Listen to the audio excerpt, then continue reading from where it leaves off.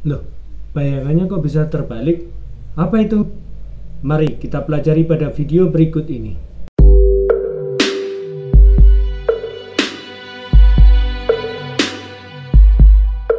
Pada video kali ini kita akan mempelajari tentang cermin cekung. Ini merupakan pelajaran fisika SMP kelas 8.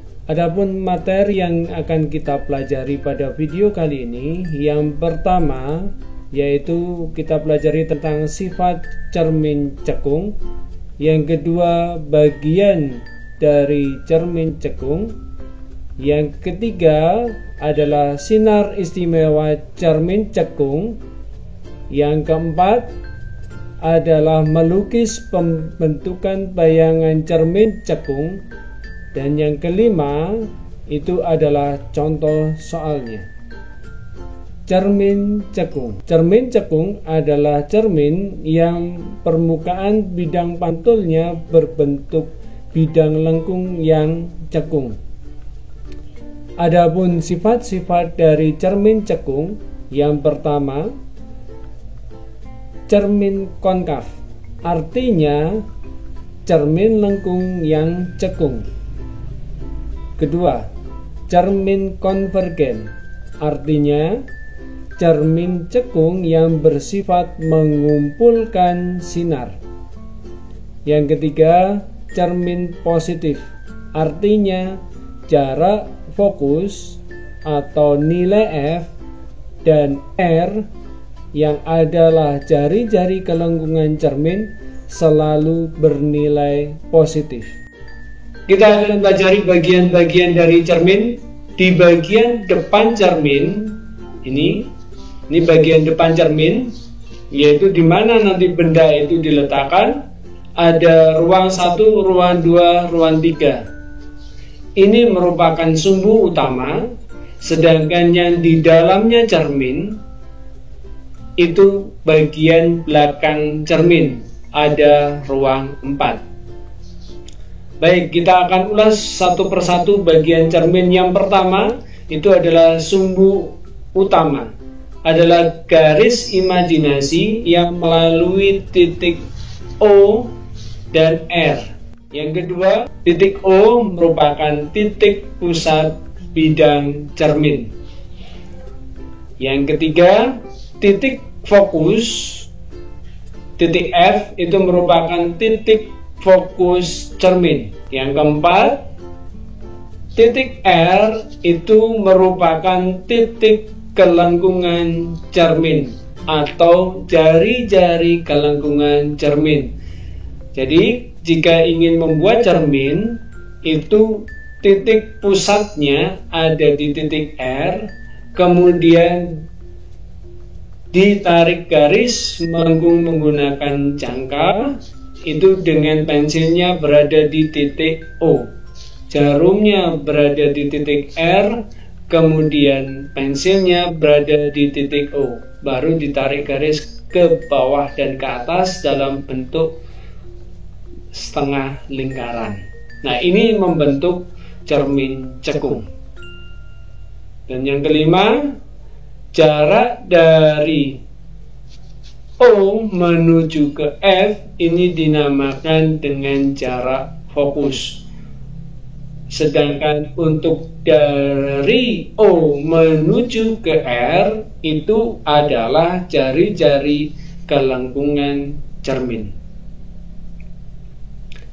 Baik, dari bagian-bagian cermin cekung, adakah yang ditanyakan? Jika ada yang ditanyakan, silakan Anda tuliskan pada kolom komentar. Jika Anda menyukai video ini, silakan Anda like dan Anda subscribe untuk mengikuti video pembelajaran berikutnya. Jangan lupa Anda bunyikan loncengnya.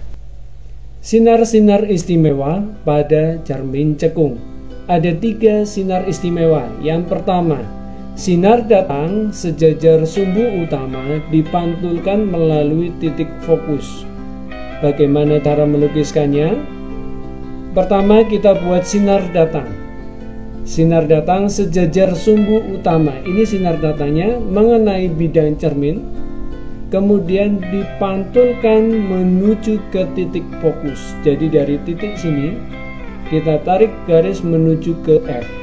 Nah, ini adalah sinar pantulnya, dipantulkan melalui titik fokus. Sinar istimewa yang kedua. Sinar datang melalui titik fokus, dipantulkan sejajar sumbu utama. Jadi sinar datangnya menuju ke titik fokus mengenai bidang cermin, kemudian sinar pantulnya sejajar sumbu utama. Ini sinar pantulnya. Sinar istimewa yang ketiga yaitu sinar datang menuju ke titik kelengkungan cermin, dipantulkan melalui titik itu juga. Artinya sinar datang melalui titik R, kemudian dia dipantulkan kembali menuju ke titik R lagi. Nah, ini sinar datangnya berwarna merah, sinar pantulnya berwarna biru. Kita akan membentuk bayangan. Ya, kita akan membentuk bayangan pada cermin cekung. Untuk yang pertama, kita letakkan bendanya di belakang R atau di ruang 3. Sini ya. Nah, kemudian kita menggunakan 2 sinar istimewa dari 3 sinar istimewa yang ada. Kita cukup menggunakan 2 saja sinar istimewa dari 3 sinar istimewa yang ada.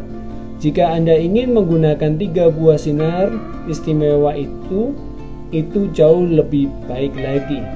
Tapi kita cukup 2 sinar istimewa yang kita gunakan. Baik, kita gunakan sinar istimewa yang pertama. Sinar datang sejajar sumbu utama, dipantulkan melalui titik fokus. Sinar biru ini adalah sinar pantulnya. Sinar biru inilah yang membentuk bayangan nantinya. Ini sinar istimewa yang pertama. Sinar istimewa yang kedua, sinar datang menuju ke titik fokus, dipantulkan sejajar sumbu utama. Nah, di sini kita melihat ada 2 buah sinar pantul yang bertemu pada satu titik. Dari 2 buah sinar pantul yang bertemu pada satu titik, inilah bentuk bayangannya dan posisi bayangannya. Kita membuat bayangan dari sumbu utama menuju ke titik ini. Dari sumbu utama menuju ke titik ini, kita membuat bayangannya dengan cara kita tarik garis berupa garis putus-putus menuju ke titik pertemuan dari sinar pantul ini. Dari sumbu utama menuju ke titik pertemuan kedua buah sinar ini, kita tarik garis dan inilah bayangan. Dari sini adakah yang ditanyakan tentang cara membentuk bayangan pada cermin cekung dengan cara kita melukiskan sinar-sinar istimewanya? Jika ada yang ditanyakan, silakan Anda tuliskan pada kolom komentar. Jika Anda menyukai video ini, silakan Anda like dan subscribe. Jangan lupa bunyikan loncengnya untuk mendapatkan video pembelajaran berikutnya. Benda ini yang berwarna emas, sedangkan bayangan itu yang putus-putus ini. Ini adalah bayangannya. Tadi kita sudah mempelajarinya, maka sekarang kita lihat bahwa benda ini memiliki tinggi. Nah, ini disimbolkan dengan H. Sedangkan tinggi bayangan disimbolkan dengan H aksen. Kemudian jarak dari cermin menuju ke benda ini adalah S. Jarak bayangan menuju ke cermin ini adalah S aksen. Jarak fokus itu dari O menuju ke F. Jari-jari kelengkungan cermin itu dari O menuju ke R. Rumusan yang dipakai dalam cermin itu sama, baik pada cermin cekung maupun cermin cembung. Rumusan yang pertama untuk mendapatkan jarak bayangan yaitu dengan cara 1/S ditambah 1/S aksen sama dengan 1/F. 2.